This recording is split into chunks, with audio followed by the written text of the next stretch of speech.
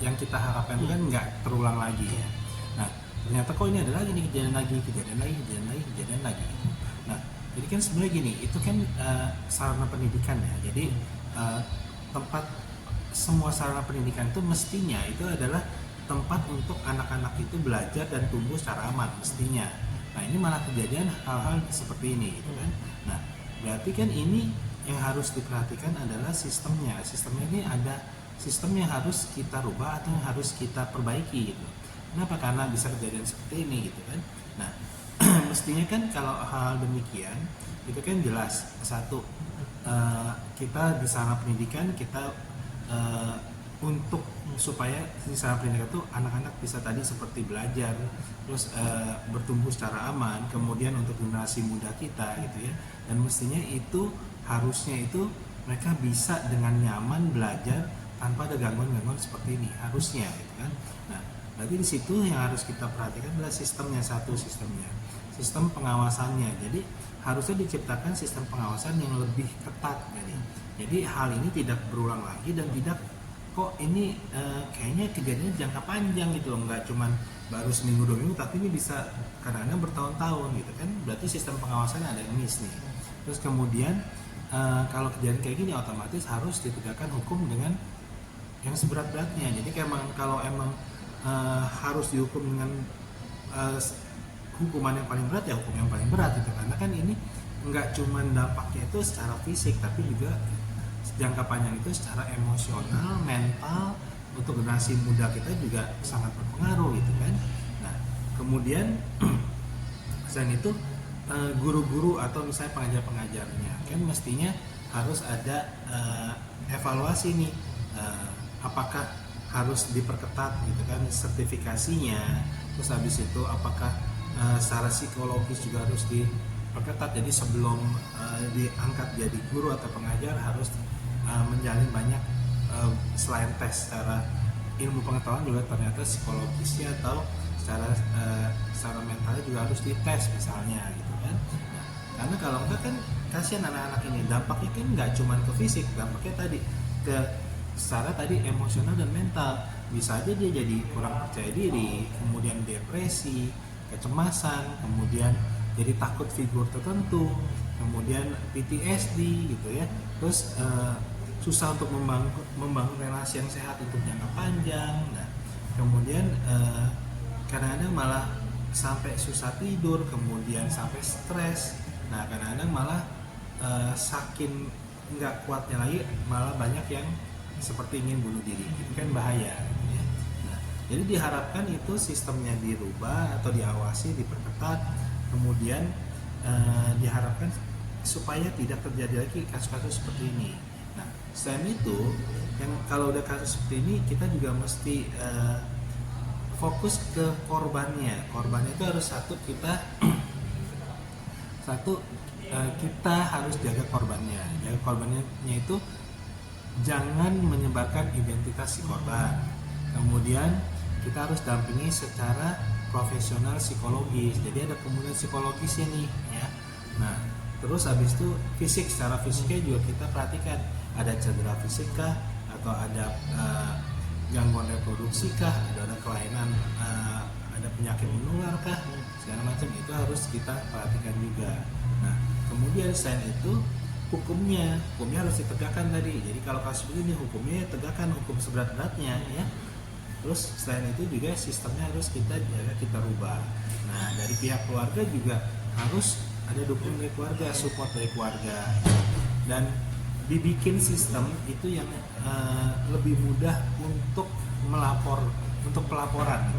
Jadi pelaporan dibikin lebih mudah, kemudian ditanggapi, kemudian biasanya harusnya dibikin anonim ya. Jadi kadang-kadang kan kasus begini kenapa lama terbongkar, karena kadang-kadang mereka takut, mereka mau ngaduin takut disalahin, malah takut mereka yang malah mereka yang jadi korban, malah mereka yang disalahin. Kemudian merasa malu juga kan, kemudian takut kalau ini ternyata punya kayak orang yang dituakan lah, atau misalnya gurunya, atau misalnya masih pengurus atau apa, jadi punya kuasa gitu loh. Jadi mereka kadang takut banget, takutnya melaporkan malah kayak kena ini.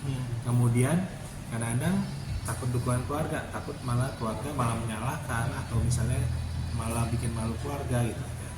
Untuk mencegah itu makanya sistem untuk pelaporannya dibikin lebih mudah dan cepat ditanggapi kasus-kasus begini.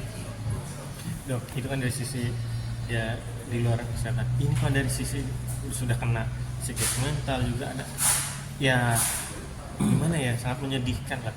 Kena juga penyakit menular. Ini gimana dok menangani seorang korban, khususnya anak-anak yang masih remaja, masih ya 17 tahun. Jadi itu. Jadi kan penanganannya solusinya nggak cuma dari segi fisik jelas tadi kita lihat fisiknya apakah tadi ada cedera fisik, ada gangguan reproduksi atau ada penyakit menular segala macam ya. Nah kalau emang penyakit menular seksual segala macam itu diobati secara medis jelas, itu kan obatnya jelas. Misalnya penyakit menular seksualnya apa, misalnya GO kencing nanah atau sifilis atau misalnya kondiloma, itu penanganannya jelas lah, itu secara medis. Nah tapi selain dari fisik itu tadi ada juga secara psikologis, masih ada pendampingan pemulihan secara psikologis, biasa dibantu oleh psikiatri atau psikiater atau psikolog gitu. Nah kemudian tadi perlu support atau dukungan juga dari keluarga ya. Terus habis itu tadi sistemnya diperbaiki, terus sama hukum ditegakkan dengan benar. Nah yang suka jadi pertanyaan gini, pelaku ini sakit jiwa atau enggak gitu. Yang seperti ini tidak semuanya bisa dibilang sakit jiwa tiba-tiba, enggak. Ada kelainan jiwa atau enggak belum tentu, tapi emang di beberapa kasus tuh ada, misalnya dia mempunyai gangguan kontrol impuls, kemudian dia punya narsisistik, terus habis itu pelaku predatorik ya kan, terus ada emang dia mempunyai kecenderungan penyimpangan seksual atau kecanduan pornografi dan sebagainya. Nah karena pengaruh kecanduan pornografi itu kalau kontrol dirinya nggak bagus, empati nggak bagus, otomatis bablas nih. Jadi bisa memicu hal negatif seperti ini. Nah, jadi secara untuk korban sendiri itu untuk solusinya tadi supaya si korban itu harus dibikin dia nyaman, kemudian dia nggak usah takut untuk berbicara, untuk mengadukan, ngomong apa adanya, kemudian dia dibikin sistem yang bisa melaporkan dengan cepat dan ditanggapi anonim, tidak disebarluaskan namanya segala, dan dia bisa bicara dengan keluarga gitu. Jadi keluarga pun memberi support, jadi dukungan. Jadi pengawasannya nggak cuma dari pihak sekolah, pesantren, tapi dari pihak keluarga juga harus mengawasi gitu loh. Karena kan biasanya ada tanda-tandanya kalau orang-orang mengalami ini, biasa kita lihat anak-anaknya itu tiba-tiba jadi pendiam, terus kadang-kadang cenderung depresi, terus susah tidur, kadang-kadang nggak fokus dan konsentrasi, terus habis itu kadang-kadang mudah marah gitu kan, sensitif, terus kayak murung, terus kadang-kadang tidak mau ketemu orang dan sebagainya. Dari situ biasanya keluarga harusnya menanyakan sebenarnya ada apa gitu. Nah, dibiasakan untuk di keluarga itu berbicara secara jujur apa yang dialami, jadi cepat kasusnya seperti ini cepat ditangani, otomatis akan lebih cepat penanganannya, jadi nggak berlarut-larut dan korbannya nggak makin banyak. Dok, mau nanya untuk penanganan korban. Jelas, karena gini, tadi kan nggak cuma fisik tapi juga masalah psikologis ya. Jadi selain dukungan keluarga harus ada pendampingan yang tepat. Jadi terapi medis jelas, terapi medisnya sesuai dengan yang kalau misalnya cedera fisik yang fisik, kalau memang ada penyakit yang sampai terkena penyakit ya otomatis secara medis. Nah dukungan keluarga iya. Tadi secara hukum harus dihukum berat ya, biar mereka ada efek jerahnya, nggak ngulangin lagi. Kemudian harus ada pendampingan yang tepat. Nah pendampingan yang tepat kalau emang diperlukan nggak harus cuman keluarga, tapi perlu bantuan profesional. Nah itu boleh psikolog, itu boleh psikiatri atau psikiater. Nah biasanya kalau dikolaborasikan bareng-bareng itu untuk pemulihan korban akan lebih cepat dan akan lebih baik prognosisnya. Tapi kalau misalnya ya kalau ya ada dengan keluarga, tapi kalau misal keluarga merasa ya malu anaknya ibaratnya apa beda anaknya ya dinodain lagi, terus keluarga juga malu, terus tidak ada dukungan lagi, akan seperti apa nasib anak-anak tersebut yang menjadi korban? Tadi dibicarakan tadi efeknya nggak cuma fisik tapi psikologis. Betul. Kan pertanyaan jadi apa ya, tadi bisa jadi depresi, trauma, nggak percaya diri, kemudian Bunuh diri. PTSD, kemudian dia merasa bersalah, ya kan, kemudian kalau nggak kuat ditahan sendiri, pendam sendiri, ya kemungkinan untuk dia punya niat untuk Bunuh ke arah negatif, untuk mengakhiri hidupnya itu bisa itu. Makanya untuk itu mesti lebih bijaksana tadi. Salah satu solusinya kan masih ada dukungan support dari keluarga. Jadi kan ini mesti korban itu kan identitasnya kan nggak boleh disebarkan atau jangan disebarkan gitu ya, kecuali emang untuk pengadilan segala untuk saksi, tapi kan itu nggak bisa disebarluaskan identitasnya. Nah otomatis yang harus bantu dia kan orang terdekat dia, keluarga. Nah keluarga juga mesti bijaksana, jangan malah korbannya disalah-salahin, anaknya disalah-salahin, terus habis itu kadang-kadang mungkin karena lihat oh ini orang-orang terpandang, guru-guru terpandang, ya nggak bisa dibiasakan budaya permisif yang maksudnya ya udahlah itu yang penting, nggak mungkin lah mereka salah, mereka tuh orang pandang, ya nggak bisa gitu loh. Jadi harus objektif, jadi jangan lihat dari siapa, jadi harusnya keluarga dan penegak hukum semua itu membela si korban, si anak tanpa pandang statusnya dia pelakunya, tanpa pandang status pelakunya siapa. Jadi harus korban itu dilindungi dan dijaga dan dibela tanpa melihat siapa itu pelakunya. Jadi siapapun itu kalau emang salahnya salah harus dihukum berat gitu. Terakhir dok, berarti biasanya butuh waktu recovery lama ya dok untuk korban untuk ibaratnya bisa bersosialisasi lagi dengan masyarakat sekitar dan ya tetangga dulu deh paling dekat, waktu yang lama gitu. Jadi gini, kan pertanyaannya sebenarnya bisa pulih apa enggak.